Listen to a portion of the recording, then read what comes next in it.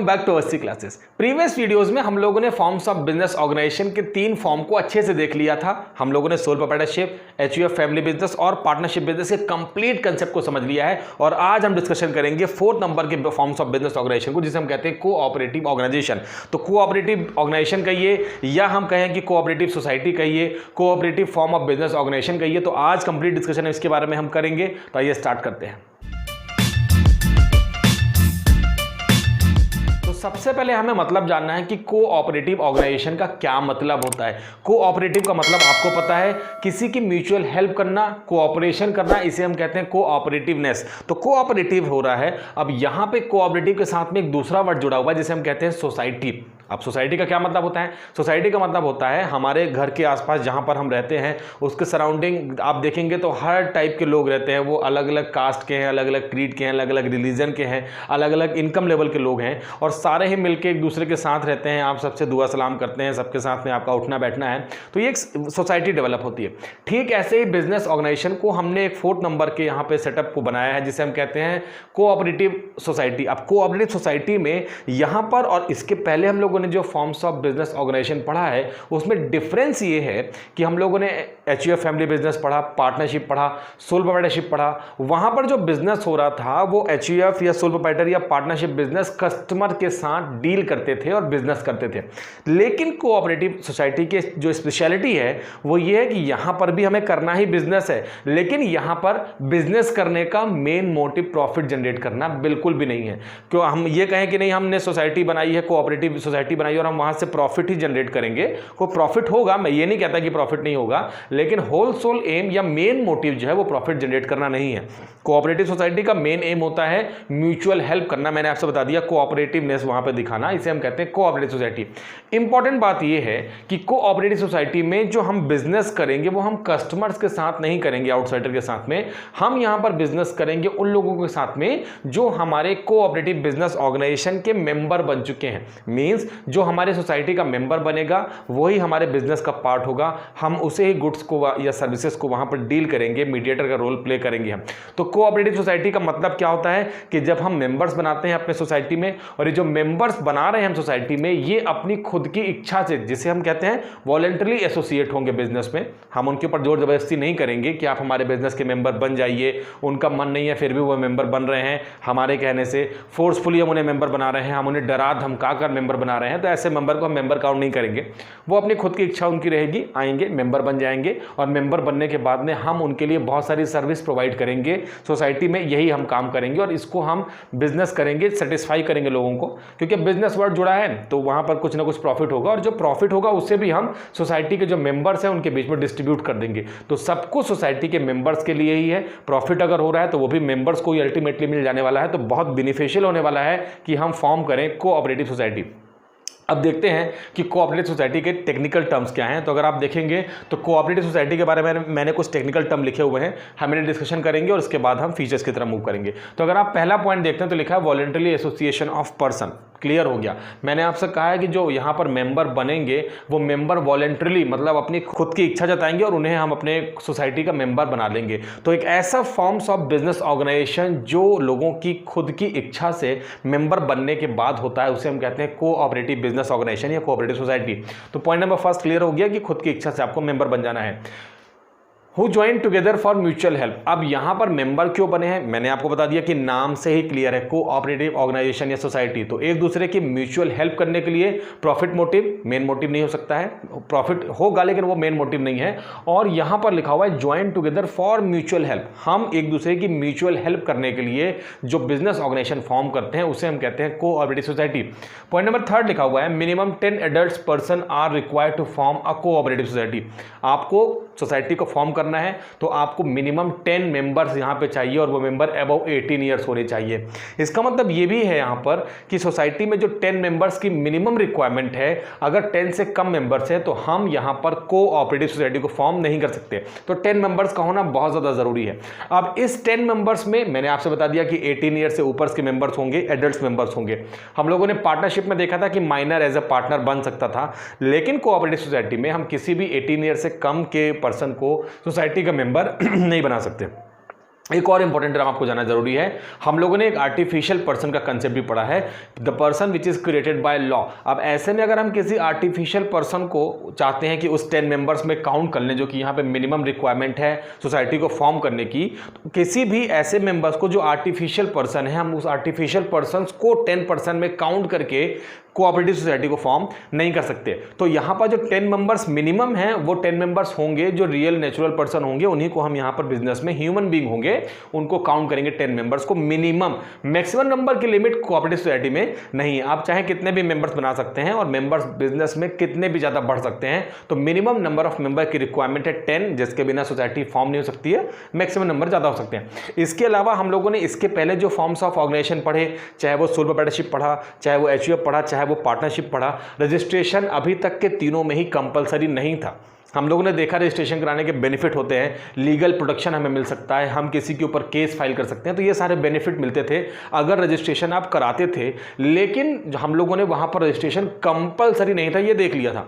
लेकिन अगर आपको कोऑपरेटिव सोसाइटी फॉर्म करनी है तो आपके बिजनेस का रजिस्ट्रेशन कंपलसरी है, सेपरेट एक्ट बना हुआ है, उस एक्ट में जाके आपको रजिस्ट्रेशन कराना होगा। लेकिन रजिस्ट्रेशन का जो प्रोसेस है वो बहुत लीनियंट है, बहुत आराम से, बहुत ही कन्वीनियंट में आप रजिस्ट्रेशन करा सकते हैं सोसाइटी का और सोसाइटी फॉर्म कर सकते हैं। लिखा हुआ registration is compulsory according to the Indian cooperative societies act 1912। तो मैंने आपसे कहा कि सेपरेट एक्ट है, इंडियन कोऑपरेटिव सोसाइटीज एक्ट 1912 में गाइडलाइंस है, उन्हें फॉलो करते हुए उनके सारे डॉक्यूमेंट जो लगेंगे उसे आप फुलफिल करते हुए, जो भी प्रिस्क्राइब फॉर्म है, जो भी प्रिस्क्राइब फीस है, उसे देने के बाद में जो रजिस्ट्रार होगा सोसाइटी का वो आपके नाम को एंटर कर लेगा और आप फॉर्म कर सकते हैं कोऑपरेटिव सोसाइटी।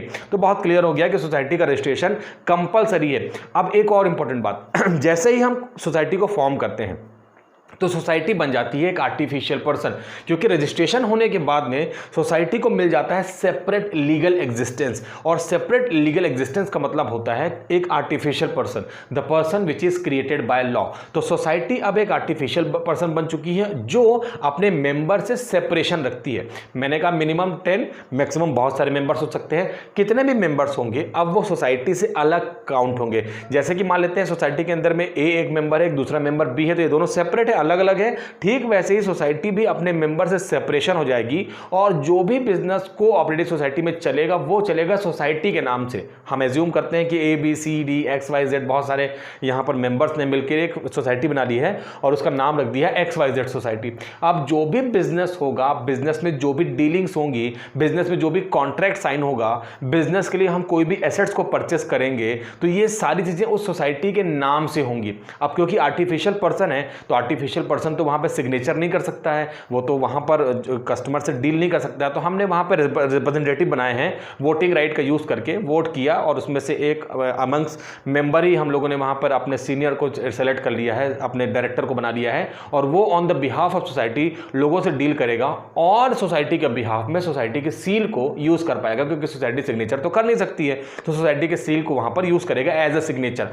तो बहुत क्लियर है, रजिस्ट्रेशन होने के बाद में सेपरेट लीगल एग्जिस्टेंस और अपने मेंबर से अलग हो जाएगी। और एक और इंपॉर्टेंट बात, सोसाइटी में मेंबर्स आते रहेंगे, मेंबर्स जाते रहेंगे, फ्री एंट्री फ्री एग्जिट का कंसेप्ट है मेंबर्स के लिए। वहां पर ऐसी कोई कंपल्सन नहीं है कि मेंबर्स अगर आप एक बार बन गए तो आपके मेंबरशिप से नाम नहीं कर सकता है, या मेंबर बनने के लिए बहुत लीगल फॉर्मेलिटीज करनी है, ऐसा कुछ भी नहीं है। सब कुछ बहुत ईजी है। मेंबर्स में कम, मेंबर्स में गो, मेंबर्स आ सकते हैं, मेंबर्स जा सकते हैं, बहुत ही कम लीगल फॉर्मेलिटीज को पूरा करके हम उस सोसाइटी के मेंबर बन सकते हैं। और हमारा मन भर गया कि नहीं भाई अब हमें सोसाइटी छोड़ देनी है, तो आप सोसाइटी छोड़ सकते हैं। फिर आपको कभी लगता है कि नहीं हमें सोसाइटी ज्वाइन करनी चाहिए, तो आपका फिर से वेलकम है, सोसाइटी ज्वाइन कर लीजिए।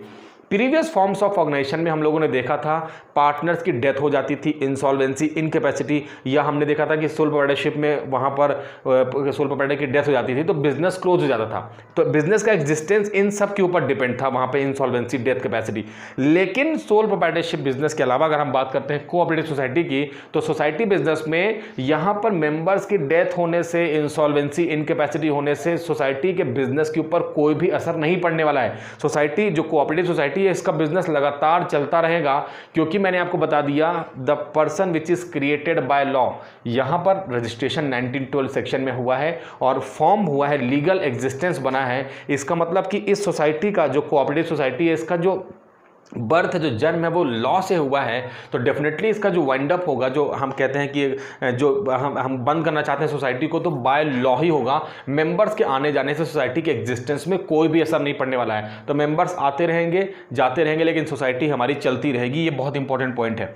अब क्योंकि चल रहा है बिजनेस, सोसाइटी में बहुत सारे, मैंने आपसे कह दिया, मेंबर्स इंक्लूड होंगे, और मेंबर जो होंगे बिजनेस को करने के लिए, जो सोसाइटी है कोऑपरेटिव बिजनेस ऑर्गेनाइजेशन है, इस बिजनेस को करने के लिए उन्हें लगानी होगी कैपिटल। अब यहां पर एक और इंपॉर्टेंट टर्म आपको याद रखनी है कि मेंबर्स बिजनेस को करने के लिए कैपिटल तो जरूर लगाएंगे, कैपिटल की रिक्वायरमेंट है, लेकिन कौन सा मेंबर कितनी कैपिटल लगाएगा, इस बात की कोई गाइडलाइन यहां पर एक्ट में नहीं लिखी हुई है कि मिनिमम अमाउंट इतना ही लाना है, आपको बस कैपिटल लाना है। अभी कैपिटल का अमाउंट मान लेते हैं, कोई एक मेंबर है, उसके पास में बहुत पैसा है, तो वो ज़्यादा अमाउंट लगा देता है। एज्यूम कर लेते हैं कि वो लगाता है 1 लाख रुपीज़। वहीं एक दूसरा मेंबर है, वो सिर्फ 10,000 रुपीज़ या 5,000 रुपीज़ या 1,000 रुपीज़ भी लगा सकता है। तो एज अ कैपिटल वो नॉमिनल अमाउंट भी लाकर सोसाइटी का मेंबर बन सकता है। मैंने आपसे अभी कह दिया कि इनकम लेवल, कास्ट, क्रीड, यहाँ पर कोई भी मतलब नहीं है।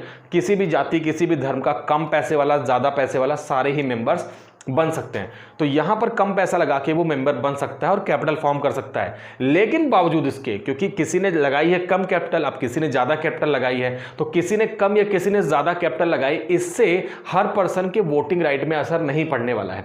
सारे ही पर्सन को वोटिंग राइट मिलेगा। जो भी डिसीजन लिया जाएगा सोसाइटी के अंदर में, उस कोऑपरेटिव सोसाइटी के अंदर में, वो सारे डिसीजन सारे ही मेंबर्स के म्यूचुअल कंसेंट से, म्यूचुअल एग्रीमेंट से जब सारे सेटिस्फाई हो जाएंगे, तभी हम किसी डिसीजन को लेंगे। और ये डिसीजन कैसे होगा? वोटिंग राइट से। सारे ही मेंबर्स वोट करेंगे, और वोट करने के लिए हर मेंबर को एक वोट दिया गया है, 1 मैन 1 वोट। अब ऐसे केस में जो ज्यादा पैसा लगाया है बिजनेस कैपिटल में, उसके लिए ज्यादा वोट का यहां पर कोई प्रोविजन नहीं है। आपने कम कैपिटल लगाई, आपने ज्यादा कैपिटल लगाई, लेकिन जो वोटिंग राइट है वो हर पर्सन को एक ही है। तो ये एडवांटेज है कि हम सबको इक्वल वोटिंग राइट है।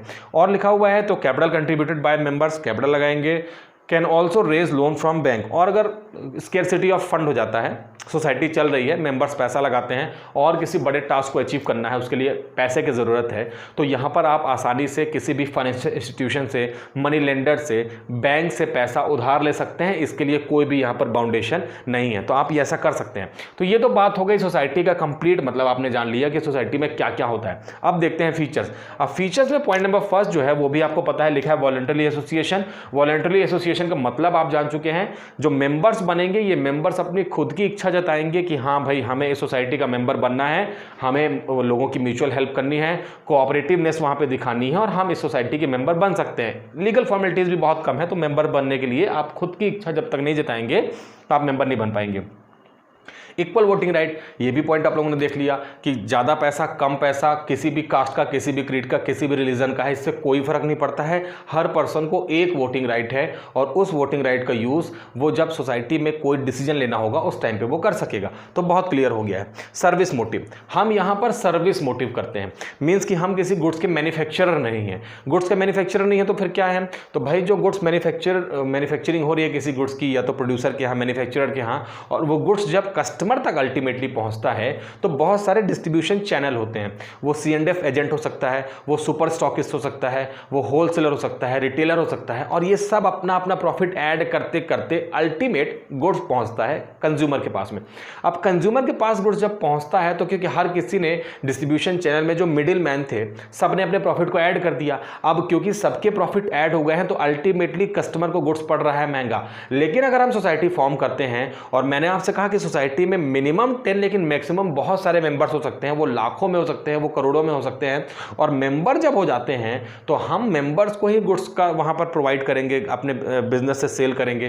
तो हमने गुड्स को बल्क में परचेस कर लिया, और जब हम बल्क में गुड्स को परचेस करेंगे, ज्यादा क्वांटिटी में परचेस करेंगे, तो हम क्यों मिडिल मैन का यूज करेंगे? हम तो डायरेक्ट मैन्युफैक्चरर को पकड़ेंगे, और मैन्युफैक्चरर से जब आप गुड्स को खरीदेंगे, तो जो मिडिल मैन का जो प्रॉफिट है वो डिस्ट्रीब्यूट करे थे, वो सब आपका बच जाने वाला है, और आपको गुड्स पड़ने वाला है बहुत कम रेट पर। और ये कम रेट पर आप अपने गुड्स को जो है अपने कस्टमर तक पहुंचाने का काम करते हैं। तो आप एक मिडिल मैन का रोल एलिमिनेट करके खुद का रोल प्ले करते हैं, सर्विस प्रोवाइड करते हैं। मैन्युफैक्चरर से कस्टमर अपने मेंबर्स तक गुड्स को पहुंचाने में आपने एक सर्विस का रोल प्ले किया है, तो सर्विस मोटिव है, और वहां पर लोगों की म्यूचुअल हेल्प कर रहे हैं आप। तो बहुत इंपॉर्टेंट हो गया ये।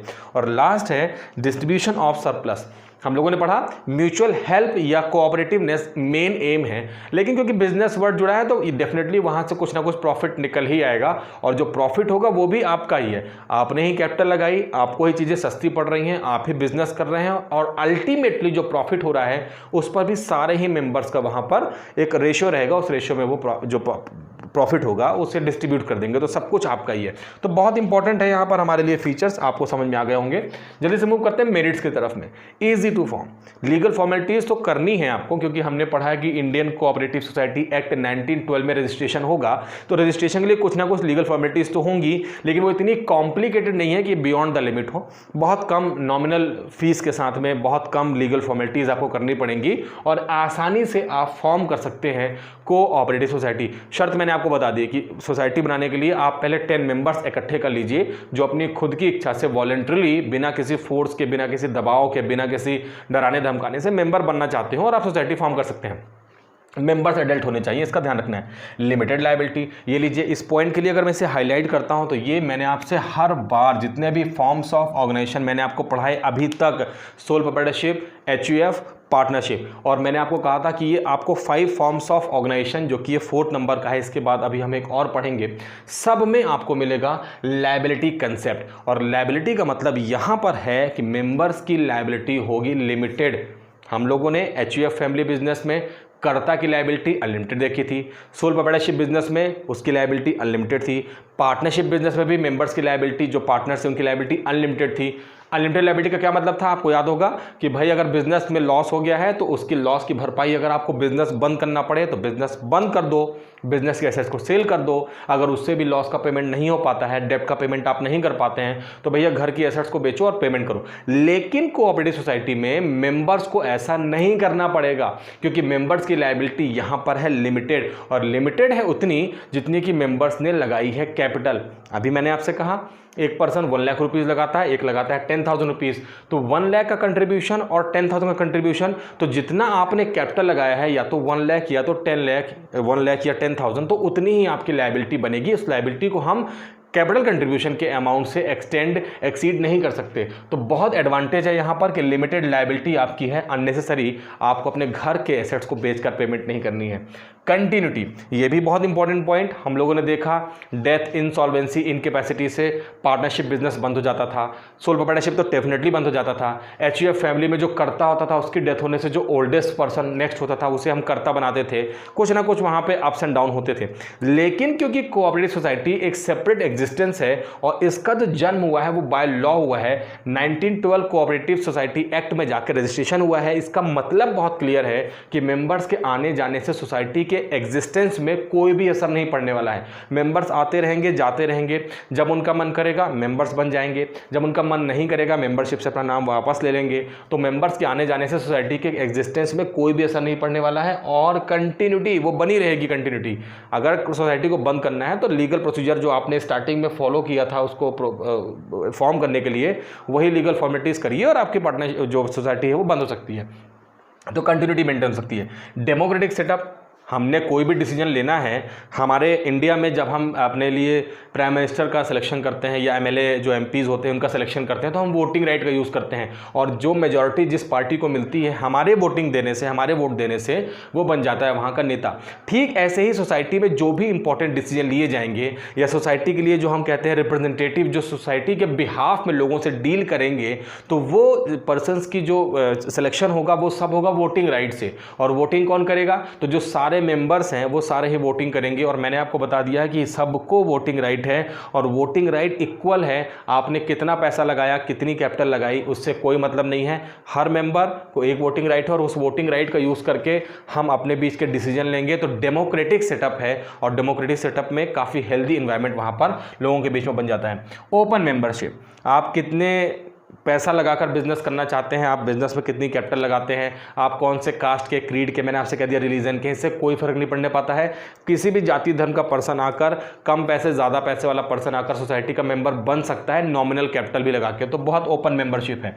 इकोनॉमिकल फंक्शनिंग, मैंने आपको बताया हम गुड्स की मैन्युफैक्चरिंग नहीं करते, हम सर्विस मोटिव हैं, हम सर्विस प्रोवाइड करते हैं। हमने मैन्युफैक्चरर से गुड्स को परचेस किया है, और अपने मेंबर्स तक पहुंचा दिया है। बीच के जो अननेसेसरी प्रॉफिट लोग ऐड करते थे अपने गुड्स में, तो उससे हमको गुड्स महंगा पड़ता था, ये सब एलिमिनेशन हो चुका है। तो इकोनॉमिकल फंक्शनिंग हो रही है, मतलब चीज़ें हमको चीपर वे में मिल पा रही हैं, सस्ते मिल पा रही हैं, क्योंकि बीच का जो कमीशन था या प्रॉफिट था वो एलिमिनेट हो गया है। तो बहुत इकोनॉमिकल है। यहाँ पर जो भी फंक्शनिंग चलती है, इकोनॉमिकल इसलिए भी लिखा हुआ है कि नॉर्मली कोऑपरेटिव सोसाइटी में जो भी बिजनेस होता है वो सारा ही बिजनेस कैश फॉर्म में होता है। हम अपने जो मेंबर्स होते हैं उनसे हम कैश में डीलिंग करते हैं, और कैश में डीलिंग करने से जो हमारा, कई बार हम गुड्स को अगर उधार में बेचें, क्रेडिट में बेचें, पैसा डूब जाए, जिसे हम बैड डेट्स कहते हैं, तो ये सारी चीज़ें बिल्कुल नहीं होने पाती हैं। सोसाइटी में मेंबर्स कैश देंगे, कैश में गुड्स परचेस करेंगे, फेयर डीलिंग होगी, ट्रांसपेरेंसी रहेगी, और ना तो कोई पैसा डूबेगा और ना ही वहाँ पर आपको चीज़ें महंगी पड़ेंगी। तो बहुत अच्छा है, और जितनी अच्छी इकोनॉमिकल फंक्शनिंग बिजनेस के लिए होगी उतनी हमारी कंट्री की ग्रोथ होगी, कि हम उतना जब पैसा बचाएंगे तो अल्टीमेटली हम कंट्री के कंट्रीब्यूशन में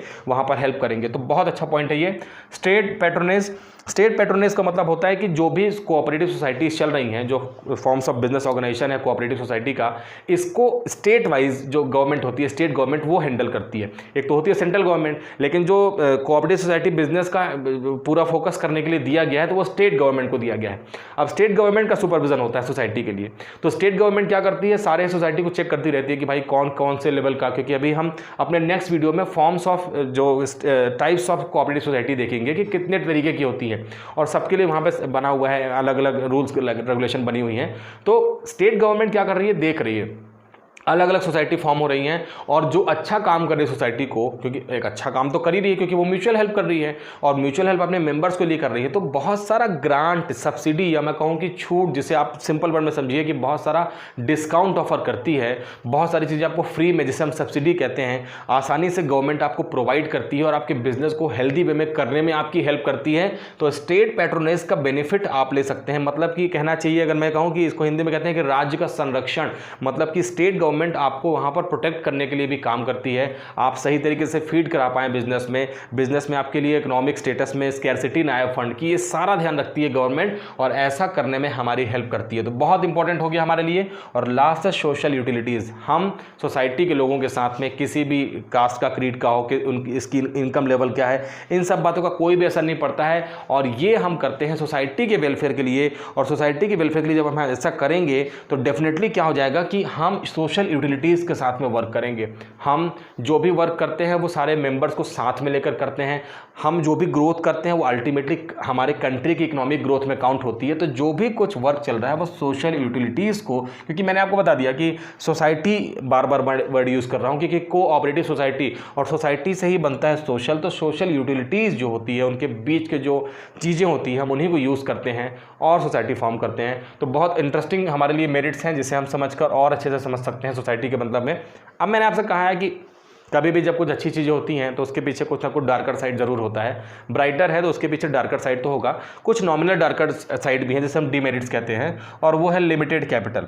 इस बात के लिए मैं आपसे अग्री करूंगा कि लिमिटेड कैपिटल कई बार हो जाती है, क्योंकि आपको पता है कि कैपिटल की रिक्वायरमेंट तो है मेंबर बनने के लिए, लेकिन जो क्वांटम ऑफ अमाउंट है मिनिमम कैपिटल का, वो यहाँ पर स्पेसिफाइड नहीं है। तो मेंबर बहुत कम पैसा लगाकर भी वहाँ पर मेंबर बन सकता है उस सोसाइटी में, क्योंकि अब आपको पता चल रहा है कि अरे भाई उस सोसाइटी में तो मेंबर बनने के लिए नॉमिनल कैपिटल लगाओ और मेंबर बन जाओ, और वोटिंग राइट उतना ही जितना कि वो ज़्यादा कैपिटल लगा के कोई पार्ट वहाँ पर मेंबर बन रहा है। तो लोग इस वहाँ पर मेंटालिटी से कई बार यहाँ पर वो हो जाते हैं कि नहीं, हमें कम पैसा लगाना चाहिए और कम कैपिटल। अब ऐसा अगर हर कोई सोचेगा तो जो सोसाइटी है उसमें तो स्कैर्सिटी ऑफ फंड हो जाएगा, लिमिटेड कैपिटल हो पाएगी, जबकि सोसाइटी के सपने बड़े बड़े हैं कि हमें ये करना है, हमें ये करना है। ऐसे केस में स्कैर्सिटी ऑफ फंड या लिमिटेड कैपिटल का कंसेप्ट आ जाता है, और लोग कम पैसा लगाते हैं, क्योंकि कम पैसा लगाकर भी सोसाइटी में इक्वल वोटिंग राइट है, डिसीजन में आपको पार्टिसिपेट करने का मौका मिलेगा। तो ये सब चीज़ें हो जाती हैं। तो लिमिटेड कैपिटल की वहाँ पे हमारे लिए प्रॉब्लम क्रिएट हो जाती है, जिसे हम डीमेरिट में काउंट करते हैं। इनएफिशिएंट मैनेजमेंट,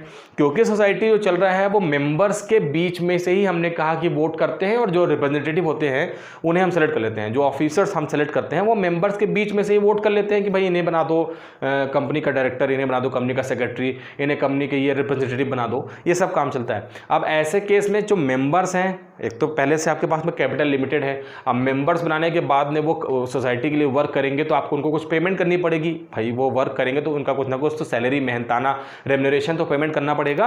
अब क्योंकि सोसाइटी के पास ऑलरेडी कैपिटल की कमी है, ऐसे केस में हम चाहते हैं कि नहीं, हम इन मेंबर्स के नहीं बल्कि बाहर से किसी को, एक्सपर्ट्स को इन्वॉल्व कर लें जो ज़्यादा टेक्निकल स्किल्स रखता हो, और उसे हम अपने बिजनेस के लिए डायरेक्टर बना लें, या हमें अकाउंट्स का वर्क कराना है, टैक्सेशन का वर्क कराना है, हमें डीलिंग करनी है, तो एक्सपर्ट्स हायर कर लेते हैं, उन्हें हम सैलरी पेमेंट करेंगे। तो ये पॉसिबल ही नहीं हो पाता है, क्योंकि यहाँ पर लिखा हुआ है कि इनएफिशिएंट मैनेजमेंट इसीलिए हो गया कि आपके पास ऑलरेडी वहाँ पे रिसोर्सेज लिमिटेड हैं। अब उस रिसोर्सेज को आप थोड़ा थोड़ा करके थोड़ी सैलरी में चाहेंगे कि थोड़ी सैलरी में हमें एक अच्छा बंदा मिल जाए जो बिजनेस के लिए चीज़ों को मैनेज कर ले, एक अच्छा मैनेजर मिल जाए, और ये पॉसिबल नहीं है। बहुत अच्छा मैनेजर होगा तो उसको लिए आपको ज़्यादा खर्च करना पड़ेगा, आपको ज़्यादा सैलरी का, आपको ज़्यादा वहाँ पे ऑनरेरियम या आपको उसका रेम्यूनरेशन पेमेंट करना पड़ेगा। तो ये एक lack of management, efficient management की प्रॉब्लम क्रिएट हो जाती है, क्योंकि मेंबर्स के बीच में बहुत सारे लिमिटेशन है। उस लिमिटेशन की वजह से नो मोटिवेशन, आपने कितनी कैपिटल लगाई है इससे कोई फर्क नहीं पड़ता है। बिजनेस चल रहा है और बिजनेस चलने के बाद में आप बहुत सारा एक्स्ट्रा एफर्ट कर देते हैं बिजनेस को करने के लिए कि नहीं मैं ज़्यादा कस्टमर के साथ डील करूंगा, ऐसा करूंगा, वैसा करूंगा, बहुत सारे प्लानिंग, आप दिन भर हार्ड वर्क करते हैं, लेकिन डायरेक्ट मोटिवेशन है ही नहीं, क्योंकि आपको जो प्रॉफिट मिलेगा वो तो जितनी कैपिटल आपने कंट्रीब्यूट की है उसके पोर्शन में मिलने वाला है। ऐसे केस में अगर आप ज़्यादा मेहनत कर भी दीजिएगा तो आपको प्रॉफिट तो लिमिटेड ही मिलेगा। तो ऐसे में बहुत सारे मेंबर्स के दिमाग में ये भी बात आती है कि अरे हमने इतनी मेहनत की लेकिन हमें मिला तो उतना ही जितना हमें मिलना चाहिए था, और ऐसे में अल्टीमेटली मेंबर होने लगते हैं फ्रस्ट्रेट और वो मेहनत ही करना छोड़ देते हैं। उन्हें लगता है कि भाई जब बाकी मेंबर्स कम मेहनत करके उतना ही प्रॉफिट ले रहे हैं, जो डिविडेंड मिल रहा है उन्हें सोसाइटी की तरफ से, तो हमें भी उतना मिलेगा। तो लोग इनिशिएटिव लेना बंद कर देते हैं, पहल करना कि नहीं मैं ऐसा करूंगा, नए आइडियाज़, नए व्यूज़ आना बंद हो जाते हैं, और मोटिवेशन जो है वहाँ पर किसी का रहता ही नहीं है। मोटिवेशन तो तब होता है जब जो जितना ज़्यादा वर्क करेगा उसे उतना ज़्यादा वहाँ पे मॉनेटरी बेनिफिट मिलेगा, एप्रिशिएशन मिलेगा, उसकी रैंक बढ़ेगी। ऐसा कुछ भी नहीं होता सोसाइटी में। मेंबर्स हैं तो मेंबर्स ही रहेंगे आप, और जो वोटिंग राइट होगी उसके थ्रू आप वहाँ पर बन सकते हैं कंपनी के डायरेक्टर्स या ऑफिसर्स। तो नो मोटिवेशन का कंसेप्ट है। इसके बाद लिखा कॉन्फ्लिक्ट्स अमंग मेंबर्स। ये बहुत कॉमन पॉइंट है, आप कहीं भी जानते हैं कि जहाँ पे बहुत सारे मेंबर्स होते हैं, और हम लोगों ने तो यहाँ पर स्पेशली देखा कि अलग अलग इनकम लेवल के हैं, अलग अलग कास्ट क्रीड के हैं, रिलीजन के हैं, तो डेफिनेटली ये बात पक्की है कि उनके बीच में कुछ अनबन होगी, कुछ मनमुटाव होगा, ईगो क्लैश होगा। किसी पर्टिकुलर डिसीजन के लिए किसी के अलग व्यूज़ होंगे तो किसी दूसरे मेंबर्स के अलग व्यूज़ होंगे, मेंबर्स के बीच में यूनियन बन सकता है। तो ये सब कन्फ्लिक्ट की सिचुएशन क्रिएट हो जाती है, और उसे आप शॉर्ट आउट करेंगे, कोई ऐसा जनरल एग्रीमेंट करिए सबके बीच में कि भाई नहीं होना चाहिए। तो ये तो सिचुएशन बेस्ड है, अलग अलग कोऑपरेटिव सोसाइटी में, बिजनेस में अलग अलग वहाँ पे कन्फ्लिक्ट्स हो सकते हैं, इश्यूज हो सकते हैं, लेकिन इश्यूज होते हैं और उन्हें उसकी वजह से हम डिमेरिट्स में काउंट करते हैं। और लास्ट है एक्सेसिव गवर्नमेंट कंट्रोल। मैंने अभी आपको बताया स्टेट पैट्रोनेज, ये मैंने आपको फीचर में बताया, मेरिट में बताया, क्योंकि गवर्नमेंट को लगता है कि इससे हमें फीडिंग करानी है, सब्सिडी, ग्रांट, छूट देनी है। लेकिन जब गवर्नमेंट आपको सब्सिडी देगी, ग्रांट देगी, छूट देगी, तो गवर्नमेंट आपको चेक भी करेगी कि हमने जो फंड प्रोवाइड किया है इस कोऑपरेटिव सोसाइटी को, ये उस फंड का यूज़ उसी पर्टिकुलर फील्ड में, उसी पर्टिकुलर सेक्टर में खर्च कर रही है कि नहीं जिस फील्ड के लिए हमने दिया है। जैसे मान लेते हैं सोसाइटी को पैसा मिला है कि भाई आप बिल्डिंग बनवा लीजिए, गवर्नमेंट की तरफ से मिला है, तो आप उस पैसे को घपला नहीं करेंगे, उस पैसे के साथ करप्शन नहीं होना चाहिए, उस पैसे से बिल्डिंग ही बननी चाहिए। और क्योंकि गवर्नमेंट ने आपको सब्सिडी प्रोवाइड की है तो गवर्नमेंट आपके अकाउंट्स की जांच भी करती है, चेक करती है, जिसे हम कहते हैं ऑडिट करना। जब गवर्नमेंट किसी भी ऑर्गेनाइजेशन, फॉर्म्स ऑफ ऑर्गेनाइजेशन के अकाउंट्स की जांच करती है तो उसे हम ऑडिटिंग कहते हैं, ऑडिट करना सीखते हैं। और यहाँ पर गवर्नमेंट ऑडिट करेगी। एक्सेसिव कंट्रोल का मतलब होता है कि अगर आपने गाइडलाइन को फॉलो नहीं किया तो ज़बरदस्ती का आपके बिजनेस में आप बिजनेस कम कर पा रहे हैं, और सोसाइटी की गाइडलाइन को फॉलो करके एक चक्कर में आप गवर्नमेंट के साथ ज़्यादा डील कर रहे हैं, तो आपका बहुत सारा टाइम भी खराब हो रहा है और आप कस्टमर से डील कर ही नहीं पा रहे हैं, मेंबर से। आप पूरा टाइम गवर्नमेंट के आंसर्स के क्वेश्चन आंसर देने में लगे हुए हैं। तो एक्सेसिव गवर्नमेंट कंट्रोल हो जाता है, क्योंकि वहां से फंड आपको मिलता है, आप सही तरीके से फंड को मैनेज नहीं करेंगे तो प्रॉब्लम क्रिएट होगी। तो ये complete package cooperative business organisation के बारे में है। आपको समझ में कुछ पॉइंट नहीं आएंगे तो कमेंट सेक्शन में आप पूछ सकते हैं। नेक्स्ट वीडियो में कोऑपरेटिव सोसाइटी के ही हम टाइप्स ऑफ कोऑपरेटिव सोसाइटी के साथ फिर से मिलेंगे। तब तक के लिए आप इस वीडियो को देखें और एंजॉय करें। Thank you very much.